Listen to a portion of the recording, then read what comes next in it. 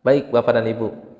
Setelah membaca ta'awud, berarti kita membaca Al-Fatihah.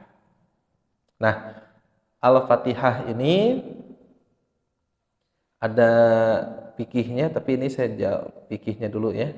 Baik. Karena nanti ada Al-Fatihah itu dialog hamba dengan Robnya. Baik. Sekarang kita masuk ke pembahasan membaca Al-Fatihah dalam sholat. Ya, menurut Imam 4 madhab. Yang pertama, hukum membaca Al-Fatihah. Ini merupakan bagian dari rukun sholat. Pada setiap rakaat sholat fardu dan sunnah. Artinya kalau fardu, rukun, wajib, pengertiannya sama, kecuali Imam Hanafi yang berbeda. Bahwa jika seseorang meninggalkan membaca Al-Fatihah pada sholat fardunya atau sunnahnya, maka sholatnya dianggap tidak sah. Ya. Nah, mana dalilnya? Hadis riwayat Ubadah bin Samit. La sholata liman lam yaqra bi Fatihatil kitab. Artinya, tidak sah sholat seseorang yang tidak membaca surat Al-Fatihah. Ini Sahih Bukhari, hadis nomor 714. Awas hati-hati saat sholat sunnah, kita malah menghulang. Tahu menghulang? Melamun tiba-tiba beres ruku. Padahal mah belum baca Al-Fatihah. Hadis riwayat Abu Hurairah juga, man shola sholatan lam yaqra fiha bi ummil Qur'an fahiya khidaj salasan ghairu tamamin. Barang siapa yang sholat lalu tidak membaca ummul Quran, maka sholatnya kurang. Itu beliau mengulanginya 3 kali. Salasan ghairu tamamin, tidak sempurna. Nah, muncul pertanyaan dari Bapak dan Ibu, Ustadz, bagaimana kalau jadi makmum? Tenang, ini baru sholat secara pribadi, ya, sholat secara pribadi. Sedangkan Imam Tsauri dan Abu Hanifah menyatakan keabsahan sholat tanpa bacaan Al-Fatihah, tetapi kurang afdol. Sebab menurut mereka kewajibannya adalah membaca surat atau ayat Al-Quran, minimal 3 ayat pendek atau 1 ayat panjang. Nah, jadi cek madhab Imam Hanafi mah sah tapi kurang afdol kalau nggak baca Al-Fatihah. Ini Bapak Ibu ambil hikmahnya, bukan diterapkan di sini. Tetapi jika kita memiliki saudara yang dia KTP-nya Islam, sudah belasan tahun, sudah puluhan tahun, baru tahu sholat lagi, nggak tahu Al-Fatihah, tahu nanti surat Al-Asr we hungkul, sok sholat tetap sah. Begitu ya. Jadi jangan sampai abi tak acan apal Al-Fatihah, jadi mau sholat heula. Ulah. Sok, apa ayat yang kamu bisa baca? Sambil belajar, berproses, dia menyempurnakan.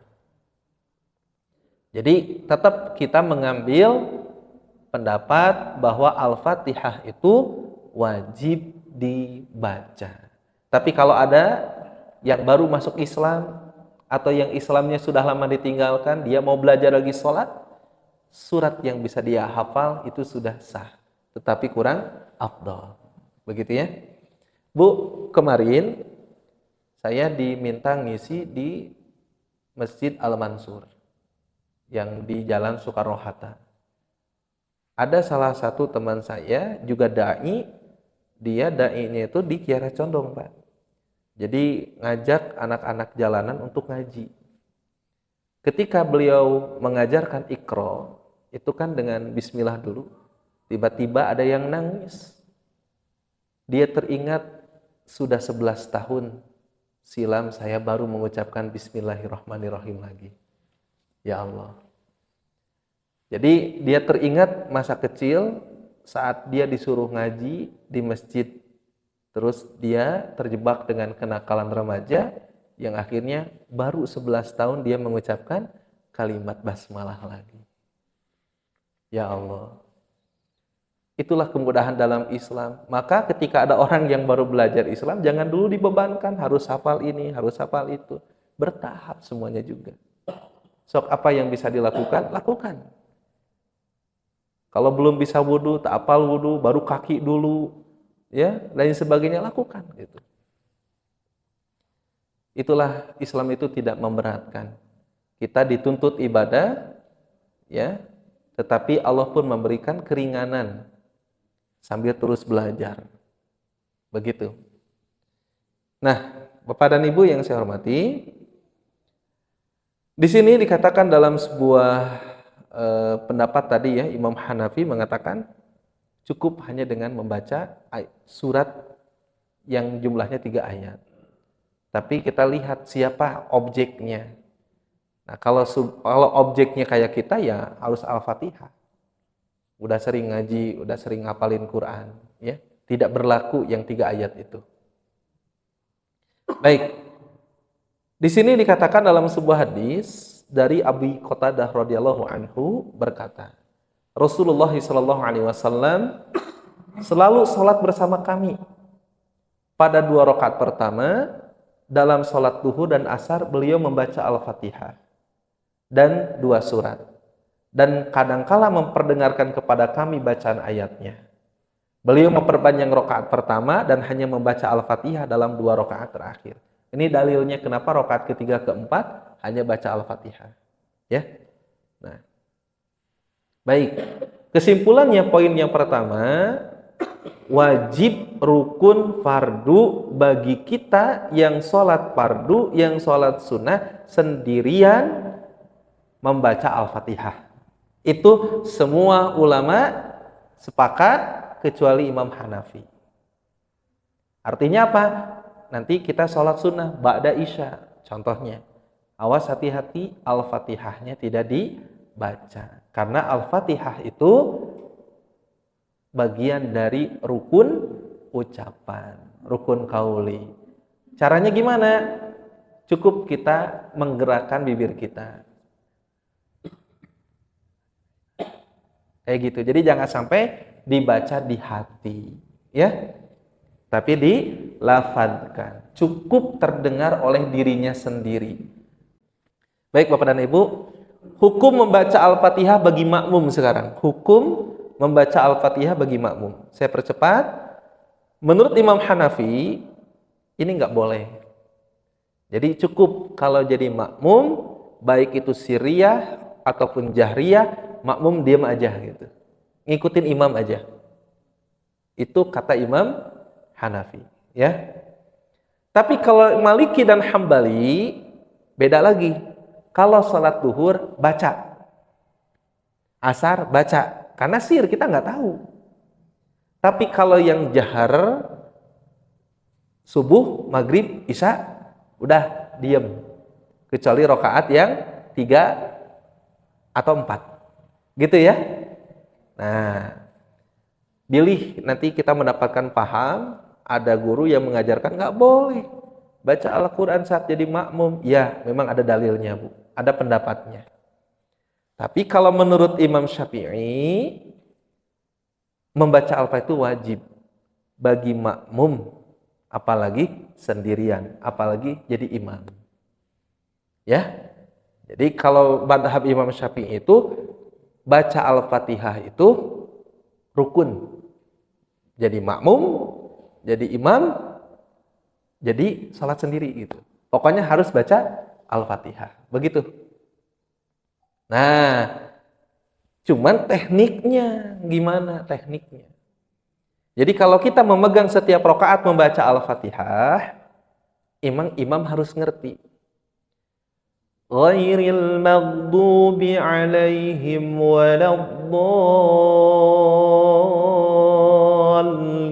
waladdallin. Amin. Kasih jeda. Dan yang meyakini membaca Al-Fatihah sebagai rukun,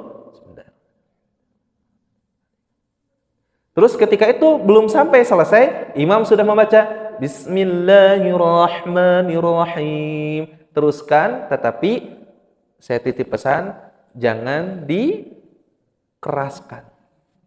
Jangan dikeraskan. Cukup terdengar sendiri aja. Gitu. Jadi nanti imam setelah amin, kasih jeda dikit. Kasih jeda. Jadi kalau ada imam yang gitu, berarti jangan punya sangkaan, pohon bener bacaannya, jangan. Itu lagi ngasih kesempatan bagi makmum yang meyakini setiap rakaat harus baca Al-Fatihah. Begitu ya? Nah, Ustadz bagaimana kalau dengan makmum masbuk? Nah, ini beda lagi hadisnya. Kalau makmum masbuk itu dikecualikan. Dari sahabat Abu Hurairah radhiyallahu anhu, sesungguhnya Nabi SAW bersabda, siapa yang mendapati rukunya imam, maka dia telah mendapatkan 1 rakaat sholat tersebut. Itu beda lagi dalilnya. Tapi bukan rakaatnya makmum ya. Bukan rakaatnya makmum, tapi rakaatnya imam. Contoh, imam sudah baca surat At-Tin, alaihissallahu biahkamil hakimin. Kita baru datang, Allah. Imam ruku, kita ngikut ruku. Nah, itu 1 rakaat. Tapi kalau misalkan imam sudah sami'allahu liman hamidah, kita ruku, itu tidak termasuk 1 rakaat. Begitu.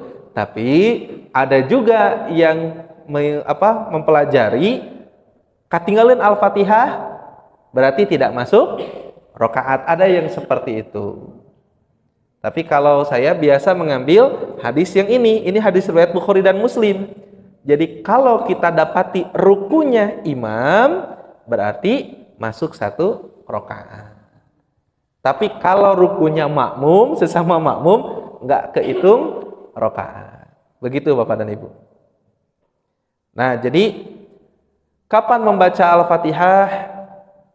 Kalau imamnya misalkan bacanya pendek, Bismillahirrahmanirrahim, Qul huwallahu ahad. Kita tahu imamnya suka bacaan pendek karena faktor sepuh atau dan lain sebagainya.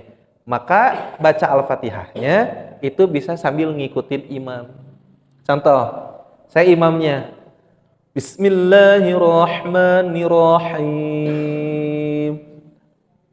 Alhamdulillahi rabbil alamin. Ar-Rahmanir-Rahim. Kayak gitu. Maliki yaumiddin. Kayak gitu. Ya. Nah, itu tekniknya seperti itu. Tapi kalau imamnya suka bacaan panjang, pas amin ada jeda, maka di sana baiknya baca Al-Fatihahnya. Bismillahirrahmanirrahim. Ini kalau ininya ya. Bismillahirrahmanirrahim. Alhamdulillahirabbil alamin. Ar-Rahmanir-Rahim. Maliki yaumiddin. Iyyaka na'budu wa iyyaka nasta'in. Ihdinas siratal mustaqim. Siratal ladzina an'amta 'alaihim ghairil maghdubi 'alaihim waladdallin. Amin. Udah gitu dengerin imam baca surah. Tapi kalau tidak memungkinkan karena bacaan imamnya pendek, ngikutin Bismillahirrahmanirrahim. Ikutin kayak gitu. Ya. Ini di dalam kitab Mausu'ah Fiqhiyah, ya. Baik. Dan terakhir dari saya tentang membaca bismillah, Bapak dan Ibu. Ada yang mengatakan Bismillahirrahmanirrahim, ada yang dijaharkan, ada yang disirkan. Nah, Imam Hanafi menyebutkan bahwa membaca bismillah itu sunnah. Sunnah hanya di rakaat pertama, ya. Sunnah, dan itu pun sir. Ta'awud nasir, a'udzubillahi minasyaitonirrajim, bismillahirrahmanirrahim. Sir, baru Al-Fatihah menurut madhab Hanafi dimulai dari Alhamdulillah. Alhamdulillahi rabbil alamin. Itu ayat pertamanya. Ayat kegenepna nu mana? Ghairil maghdubi alaihim. Itu kagenepna. Ghairil maghdubi alaihim. Itu ayat ketujuhnya. Ayat ke-6-nya siratal ladzina an'amta 'alaihim. Itu ayat ke-6. Ghairil maghdubi 'alaihim waladdallin. Ayat ke-7-nya dalam mazhab Imam Hanafi dan Maliki. Kalau mazhab Imam Syafi'i dan Hambali, bismillah itu termasuk bagian Al-Fatihah. Cuman bedanya, kalau Imam Syafi'i, kalau sholatnya jahar, ya dijaharkan baca bismillahnya. Tapi kalau Imam Hambali, masir. Alhamdulillahi Rabbil Alamin. Atau amin. Alhaakumut takatsur. Ada yang kayak gitu. Itu sah. Ada juga yang Al-Fatihahnya baca bismillah dijaharkan. Suratnya juga Al-Fatihahnya dijaharkan. Itu sah. Nah, seperti itu Bapak dan Ibu mengenai tentang suratul Fatihah. Jadi alhamdulillah kita simpulkan untuk membaca ta'awudz, kalau Imam Hanafi hukumnya sunnah. Di rakaat pertama bacaannya a'udzubillahi minasyaitonir rajim, disirkan. Kalau Imam Asy-Syafi'i di setiap rakaat bacaan ta'awudznya disirkan, bacaannya a'udzubillahi minasyaitonir rajim. Jadi tiap rakaat baca ta'awudz sebelum membaca Al-Fatihah, disirkan. Kalau Imam Hambali sunnah di rakaat pertama sebelum membaca Al-Fatihah disirkan. Redaksinya a'udzubillahis samiil alimi minasyaitonir rajim min hamzihi wa nafthihi wa nafthihi. Tapi kalau Imam Maliki tidak menganjurkan. Udah langsung ke bismillah saja. Ke alhamdulillah. Ya. Baik. Itu terus lagi untuk membaca Al-Fatihah. Kalau lagi sholat sendiri, itu wajib Al-Fatihah itu dibaca. Ya, dibaca. Membaca itu bukan di dalam hati, tetapi dilafadzkan. Tetapi kalau jadi makmum, itu ada beberapa pendapat. Kalau Imam Hanafi, kita lagi jadi makmum, udah nggak usah baca Al-Fatihah. Ya, baik itu yang sir maupun yang jahar. Karena bacaan kita sudah ditanggung oleh imam. Tapi kalau Imam Maliki dan Hambali, ya, kalau sholat jahriyah baca, dengerin. Jadi contoh nih Isa, udah nggak usah baca, cuma dengerin. Tapi kalau yang sirnya boleh baca. Tapi kalau Imam Syafi'i, baik yang jahar ataupun yang sir harus dibaca Al-Fatihahnya. Hanya waktunya kalau pendek bacaan sunnahnya ikutin imam saat membaca Al-Fatihah. Tapi kalau bacanya panjang, ketika amin kasih jeda baca Al-Fatihah. Cuman catatan jangan dikeraskan, cukup terdengar oleh diri kita. Oh punten Bu, Pak, tadi ayat kalangkung. Imam Maliki mah membaca ta'awudz tidak, membaca basmalah tidak, ya. Hanya membaca alhamdulillah saja. Begitu. Tapi kalau kita tidak biasa seperti itu, kita menggunakan yang seperti halnya yang dipraktekkan oleh jumhur ulama yang di dalamnya ada Imam Asy-Syafi'i. Ucapkan terima kasih atas perhatiannya dan mohon maaf jika ada kata atau sikap yang kurang berkenan. Saya doakan semoga setiap praktek amal ibadah kita, terutama sholatnya, diterima oleh Allah. Dan semakin kita banyak melakukan kebaikan, ketaatan, semakin dekat hubungan kita dengan Allah. Itu saja mungkin. Saya tutup dengan istighfar, doa kafaratul majlis dan hamdalah. Astaghfirullahaladzim, astaghfirullahaladzim, astaghfirullahaladzim. Subhanakallahumma wa bihamdika asyhadu an la ilaha illa anta astaghfiruka wa atubu ilaik walhamdulillahi rabbil alamin. Akhirul kalam. Assalamualaikum warahmatullahi wabarakatuh.